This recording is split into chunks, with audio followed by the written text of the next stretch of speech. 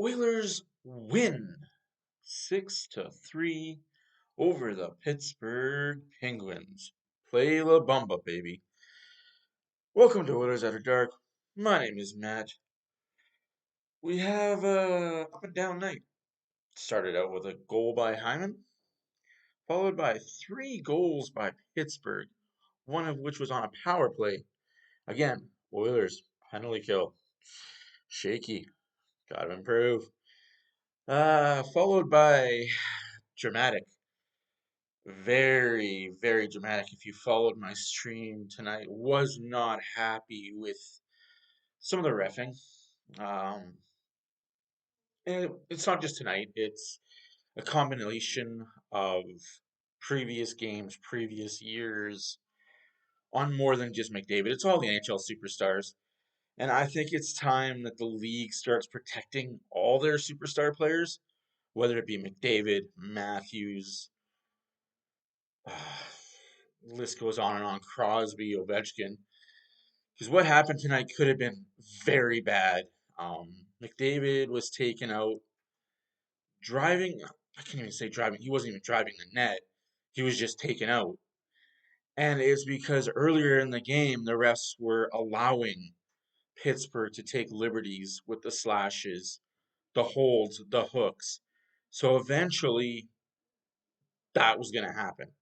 It was just a matter of time. When it happened, Oilers were down 3-1. And it was not good. It looked like McDavid could have been out for at least a game, if not more. 2.5 minutes later, number 97 comes out on the ice.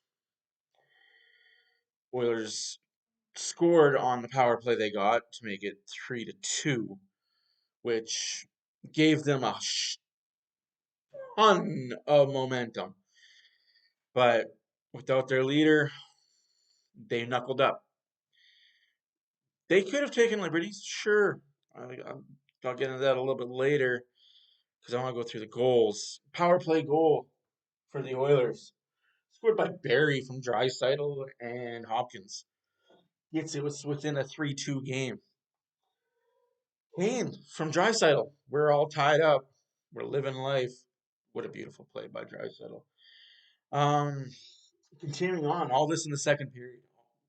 The second period was probably the best 20 minutes of hockey the Oilers have played so far this year. Dare I say it's been the best 20 minutes of hockey since game 4 of the Calgary series? It was a pretty good period of hockey. Again, Oilers kept coming on. They didn't let off the gas. McDavid got back. They rallied. They pursued. They pushed. Every adjective you can use for a team that was relentless and didn't give up. Despite the circumstances of the game itself, they did what they had to do. Hopkins goal from Kane and Hyman 4-3 Oilers. Late in the second period, Draisaitl from Kane and Nurse again. Draisaitl, that's what? 1, 2. Quietly another 3-point night. McDavid was held off the score sheet tonight, but he didn't need the points. He was a leader in the face-off dot. And that's one thing I will say about the Oilers this year. They are a face-off team. Their face-off percentage is really, really good this year, and that was a big concern last year with this team just couldn't win face-offs. So yeah, they improved on the face-off dot. McDavid, Draisaitl definitely took the off-season to work on face-offs, and that's a key component to winning games. Moving on in the third period, Oilers get a goal from McLeod. Wow, this is going to be my Derek Ryan appreciation part of the video. Wow, Derek Ryan, have yourself a pass. McLeod quietly having 3 goals on the season. Very, very well done. 6 games in the season. We're on 3-3. Yes, the record could be better. The record could very well be worse. 3-3 going on the road on Wednesday night. We're in St. Louis.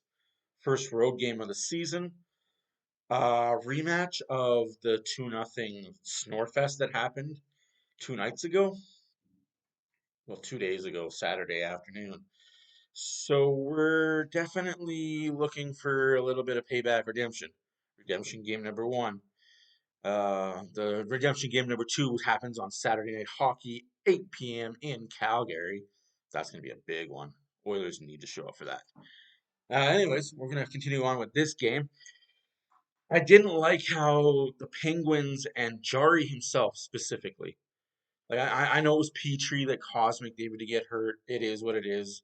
He was a defenseman that was caught. Honestly, Petrie is Petrie. He'll do what he does. But Jari, for some reason, had a spur in his saddle all game. He felt like he was a player out there. Several instances, he was trying to hit Oiler players. Like, dude, stay in your net. And I don't know what was said to him in the third period, second intermission, but he didn't come out of the net at all the third period.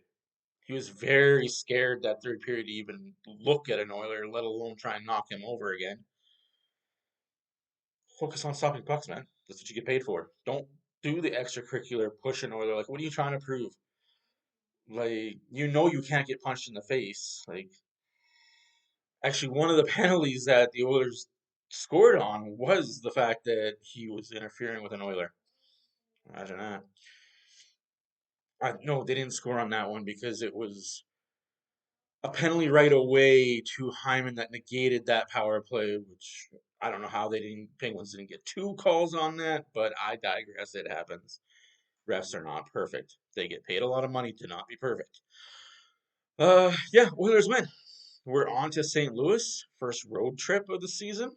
The longest homestand of the season is now done. 6 games is a long time to be home. Thank you for watching. Comment, like, subscribe. Follow us on our Facebook page. Follow us on Twitter. Yeah, thank you guys. And always, let's go Oilers.